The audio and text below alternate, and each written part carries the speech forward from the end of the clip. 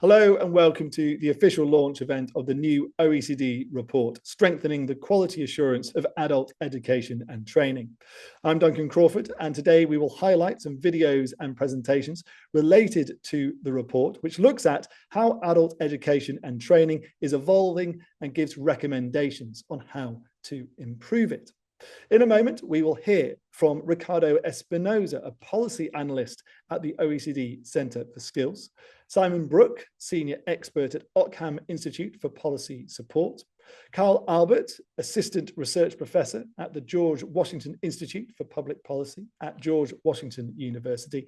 But first up, to outline some of the main findings of the report, we're joined by Eliza Mohamedou, head of the OECD Centre for Skills, and Courtney Brown, Vice President of Impact and Planning at the Lumina Foundation, who co-funded the report. Hello everyone, I'm delighted to present the OECD Centre for Skills' new report, Quality Matters, Strengthening the Quality Assurance of Adult Education and Training.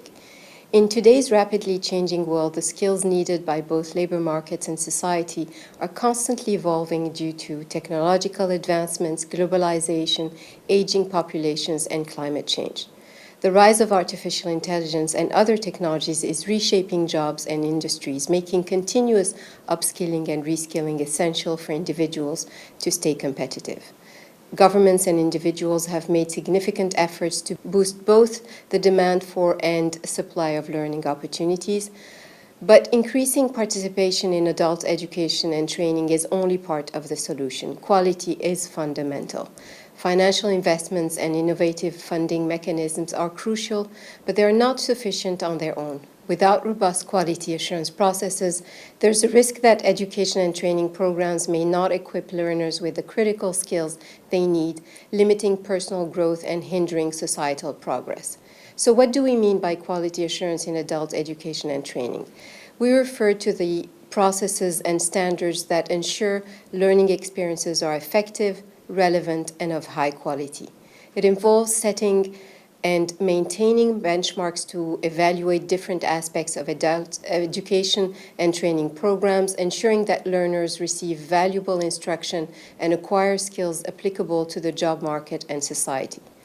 Our report seeks to understand what countries are doing in this vital area, which is key for peer learning and collaboration. This is the first comprehensive attempt to explore and understand the diverse practices in quality assurance across OECD countries, offering insights that can help all of us improve our systems. Beyond this foundational analysis, we delve into important topics that are essential for enhancing quality assurance. First, we explore how to empower adults with information.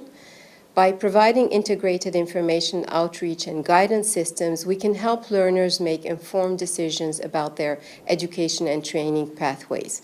Accessible and comprehensive information aligns learner needs with available programs, ensuring that everyone can navigate the complex landscape of adult education effectively. Second, we focus on monitoring and assessing effectiveness. Building robust data infrastructure is vital to monitor and assess the effectiveness of adult education programs. Consistent data collection and outcome tracking are essential for continuous improvement and ensuring that programs meet both learner and market needs. Third, we examine the unique challenges and opportunities of the digital era. As digitally delivered adult education and training becomes more prevalent, especially after the pandemic, we propose strategies to maintain high standards and address issues such as instructional quality, assessment integrity, and data privacy. By exploring these important topics, we aim to provide practical insights and recommendations that can help countries strengthen the quality assurance of their adult education and training systems. I encourage you to explore the insights in our report, and we hope it provides valuable perspectives that inspire action towards improving adult education and training globally. Thank you. Hello. It's a pleasure to introduce a report addressing a critical challenge of our time: equipping people with the skills needed to succeed in an evolving world. This report emphasizes a key point. Funding alone cannot close the skills gap. While financial investments can expand access, they don't ensure quality. Quality assurance is the cornerstone of meaningful learning experiences that genuinely empower individuals and drive long-term impact. Our focus must extend beyond access to strengthening structures that enhance the quality of education and training. Learning from other countries provides valuable insights into effective approaches and helps us implement enduring reforms. This report highlights 3 key themes. First, access to accurate, accessible information is essential for individuals to make informed decisions about their learning paths. Second, tracking outcomes ensures accountability and provides data-driven insights to adapt programs to labor market needs. Third, the rise of digital learning requires updated quality assurance frameworks to maintain standards and address challenges like instructional quality and data security. From the perspective of Lumina Foundation, quality and equity are at the heart of educational transformation. Enrolling more learners is not enough. We must ensure the skills and knowledge gained are relevant and meaningful. These efforts are essential to creating a skilled, resilient workforce and advancing equitable outcomes for all learners. This report is a guidepost, reminding us that quality assurance is the true measure of success in education and training. It challenges us to think critically about how to deliver meaningful results for learners and society alike. Thank you.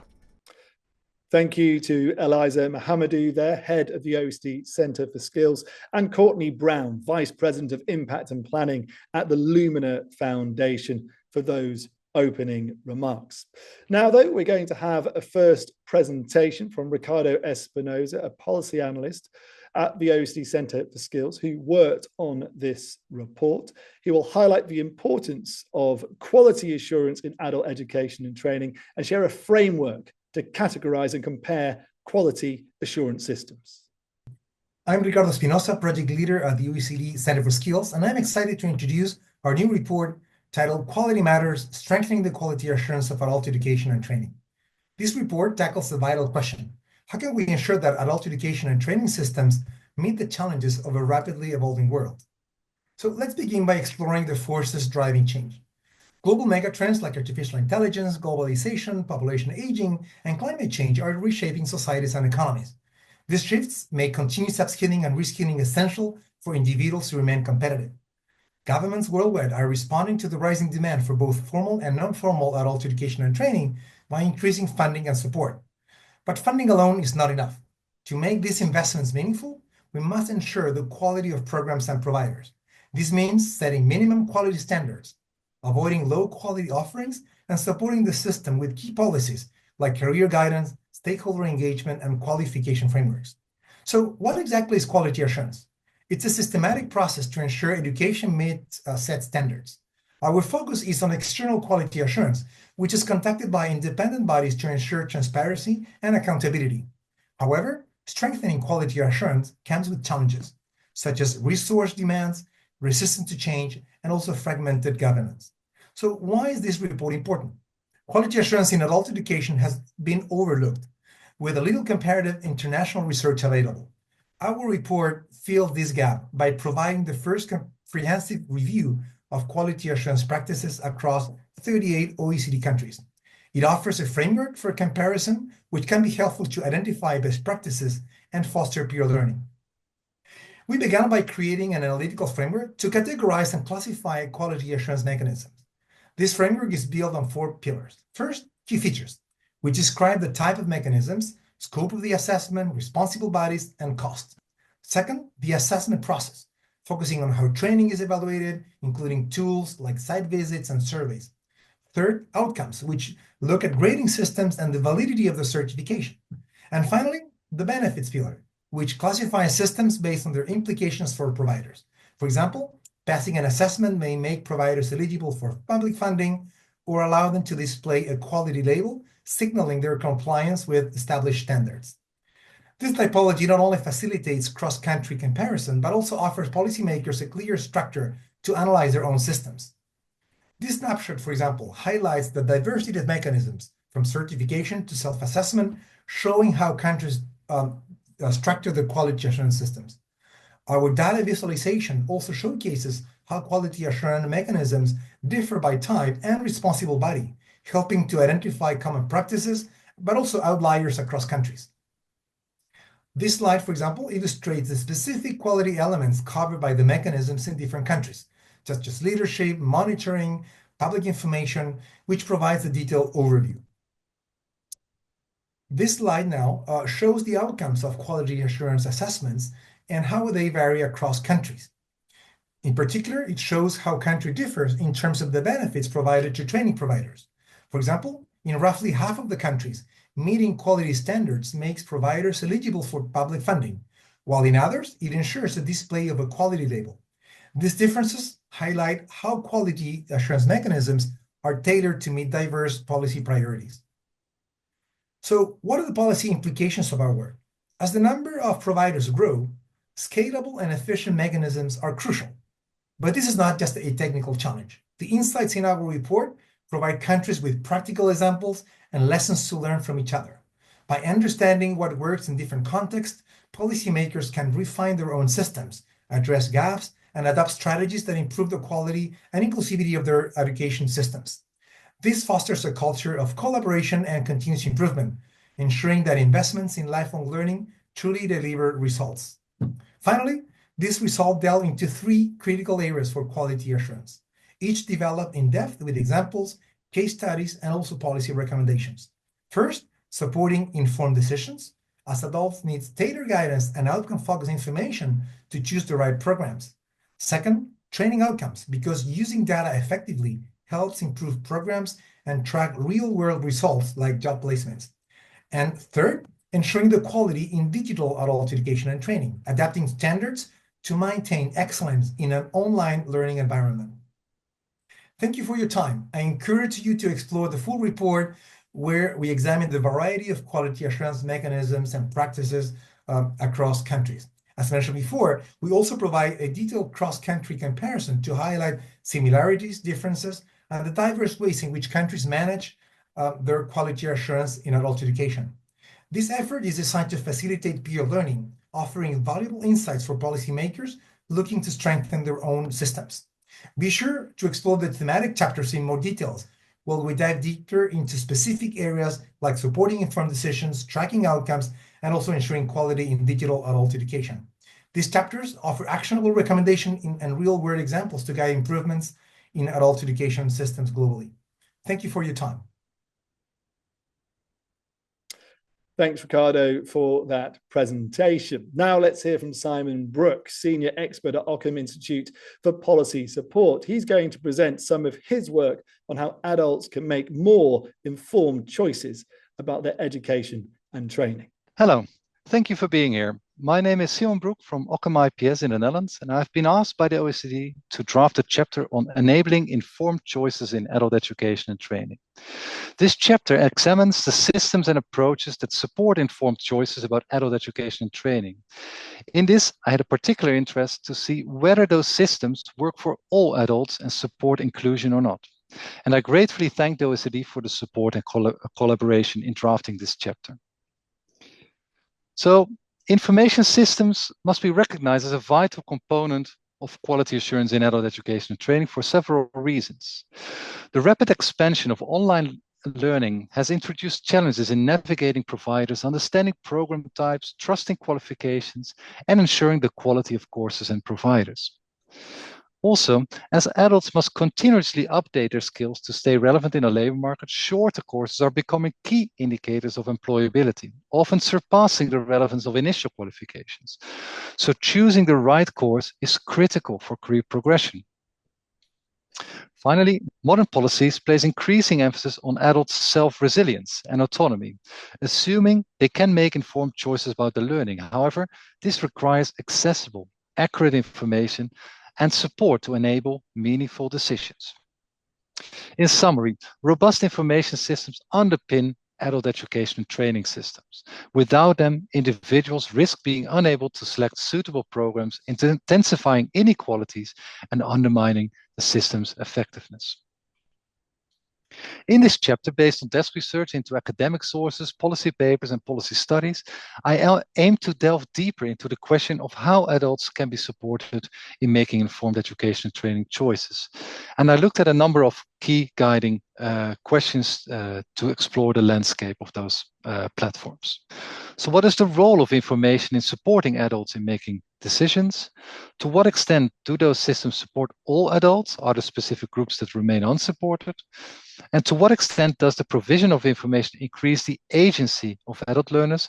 And what innovative systems are put in place to support individual agency? And what are the success factors for policies that support adults in making informed decisions? So research reveals significant disparities in access to information about adult education and training.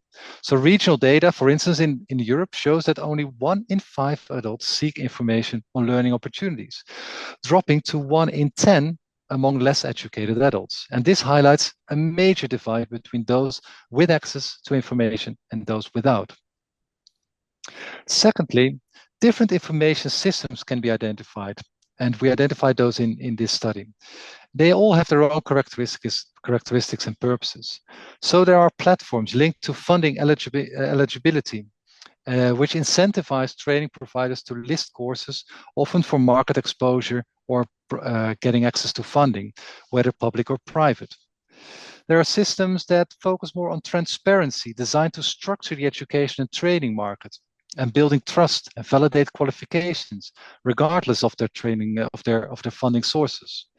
And finally, there are sector-specific platforms, often managed by social partners or sectoral training funds. And these systems are specific for the sector to support their workers in accessing the training offer, often tied to specific labor conditions such as training rights, education leave, or qualifications linked to higher wages. All these categories of systems seek to build trust by including only quality-assured training courses. A third finding is that the interfaces of information platforms share common features that may require additional support for some adults to effectively use them and make informed decisions. So those platforms use similar filters like the field of study, the level, the duration, the location of the training offer, and the qualification status of linked to the programs to help users find their courses. Also, course descriptions often use terms tied to the formal education system. So it's on secondary level, FET level, higher education level, and this might not always align with the adult learners' perspectives and the workers' perspective in terms of what type of qualifications they need. And thirdly, platforms assume that users have a clear idea of their learning goals and that they understand the implication of filtered choices. Many adults lack this clarity and struggle to navigate options effectively.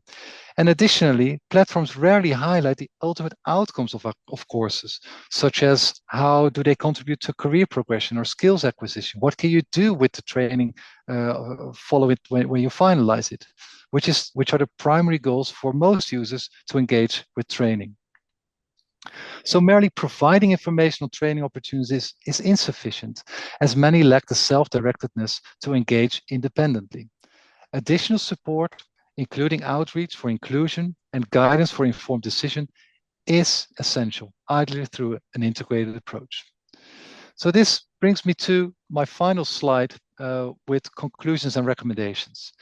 So we found that optimizing information delivery helps adults to make informed decisions, but the interfaces of existing information platforms do not always deliver the most relevant information. And secondly, making information available is not enough to create self-directed learners. Integrated services, combining information provision, outreach, guidance, and other services are needed to support all adults to make informed decisions. And this, to conclude, brings me to the following recommendations. Make all information on education and training opportunities available in a single, simple-to-use platform. Present information about the opportunities in terms of their outcomes or final use for adults. And take an integrated and holistic approach to providing information, combining complete course catalogs with outreach and guidance. but also build information provision around the perspective of the end users rather than that of the education and training providers. And last but not least, build partnership approaches that allow seamless provision of outreach, guidance, and information. Thank you. Thank you to Simon Brooke for that presentation. Next up, we're going to hear from Kyle Albert, Assistant Research Professor at the George Washington Institute of Public Policy. He will discuss tracking adult education outcomes and the importance of robust data systems. Hello, everyone. I'm going to be presenting some key themes from our chapter titled Tracking Outcomes in Adult Education. I'm Kyle Albert, and I work with George Washington University. My co-authors on this chapter include Michelle Van Noy at Rutgers University, Justin Vinton, also at Rutgers, and Mark D'Amico of the University of North Carolina at Charlotte. We can start off by asking a foundational question of why does it matter to even measure adult learning?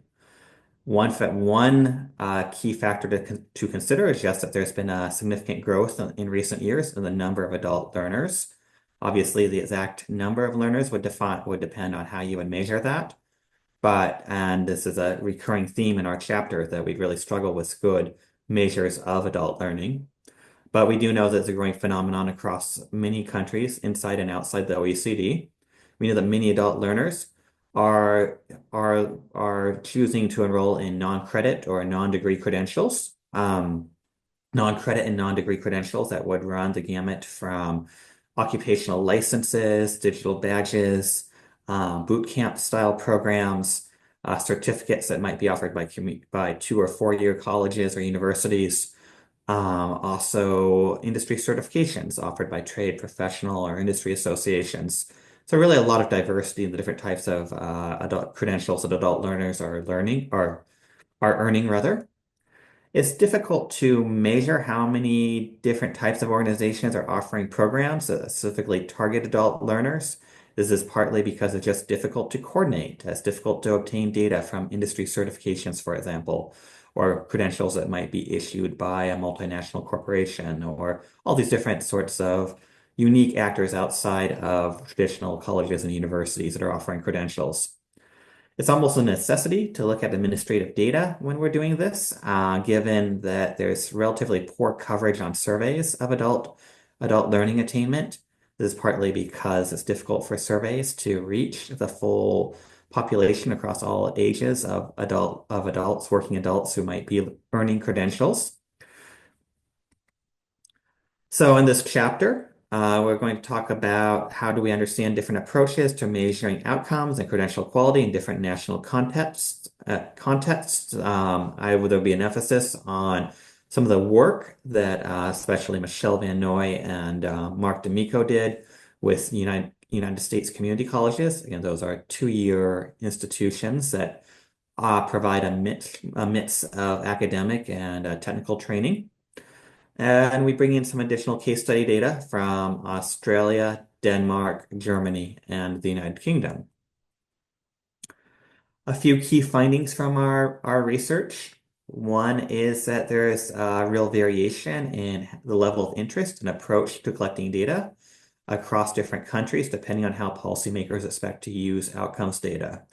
In the United Kingdom, for example, we see that there's a real genuine effort to allocate funding to those training programs that outperform. So there's a real emphasis on collecting high quality outcomes data. You contrast that with Denmark, where it's more ad hoc. There is certainly an interest in understanding outcomes, but if it's not tied systematically at a national level to a funding scheme, we will see less consistency. As programs vary significantly in terms of learners' career stages, the duration of programs, the skill levels being taught to, and other program characteristics, then we also see real differences in the types of information that will be of greatest interest to policymakers and individuals trying to assess and conduct research on these non-degree and non-credit adult learning programs. We did explore what an ideal taxonomy for non-credit data collection would look like.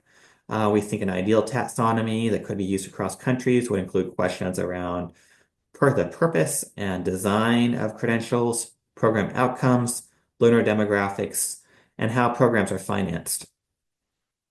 A few recommendations. One is that we see a real need to synchronize definitions across countries and create a global taxonomy of non-degree credential types. We also see a need to create new partnerships to enable data sharing. Those partnerships can be both within countries and across national borders. And finally, we see an opportunity for future survey research in this area. One easy win might be to do further development of items for the PIOC, that's the OECD's Survey of Adult Skills. That would be one opportunity to make sure that we're asking similar questions about non-degree and non-credit adult learning programs across countries.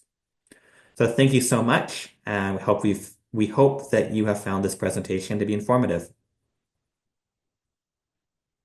Thank you to Carl Albert, Assistant Research Professor at the George Washington Institute of Public Policy there. Finally, let's hear again from Ricardo Espinosa, Policy Analyst at the OECD Centre for Skills, who has a short presentation on quality assurance for digital adult education and training programs. Hello and welcome. I'm Ricardo Espinosa, Project Leader for the OECD Skills Strategy Projects. Today, I will be discussing a topic that's increasingly shaping the future of adult education and training: quality assurance in digitally delivered programs. Digital adult education and training has rapidly evolved into a central element of lifelong learning. The expansion of digital learning, accelerated by the COVID-19 pandemic, has transformed how adults access education, offering flexibility and accessibility like never before. However, as digital education becomes more mainstream, ensuring its quality has become a critical priority. This shift presents unique challenges. How do we ensure the quality of digital learning? How do we safeguard data privacy, verifying learning outcomes, and ensure educators are equipped to deliver effective online education? Addressing these questions is essential for maintaining the trust and effectiveness of digital education. By strengthening quality assurance frameworks, we can ensure that digital education remains credible, accessible, and high-quality alternative to traditional learning. This chapter focuses on bridging the gap between traditional quality assurance practices and the demands of digital learning. While traditional quality assurance systems are designed for in-person education, they often overlook the nuances of digital delivery. Digital adult education and training introduces new complexities, such as the need for secure verification of learner identities, maintaining the integrity of online assessments, and ensuring that online platforms are both accessible and effective. The chapter outlines how quality assurance frameworks can evolve to address these specific challenges, drawing on case studies to provide practical examples.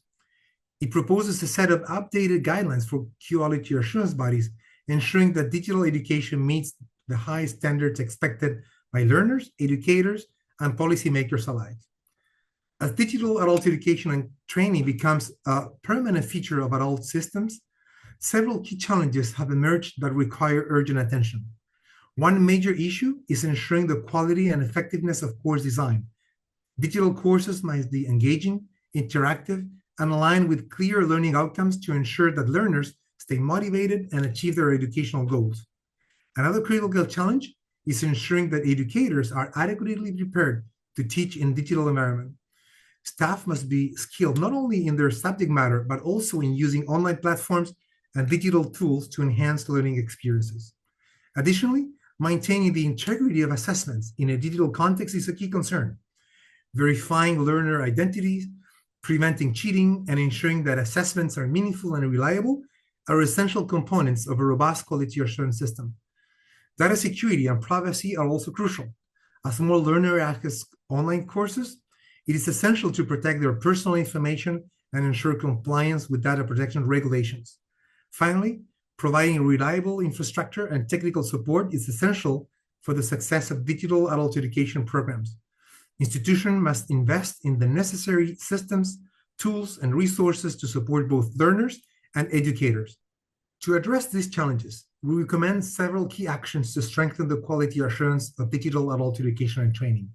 First, quality assurance bodies should revise their accreditation criteria to include specific requirements for digital education. This includes evaluating the digital competency of staff, the integration of interactive learning materials, and the effectiveness of online assessments. Second, assessment tools and methods must be updated to capture the unique aspects of digital learning. This includes introducing real-time data collection to monitor learner engagement and progress, allowing for timely interventions when necessary.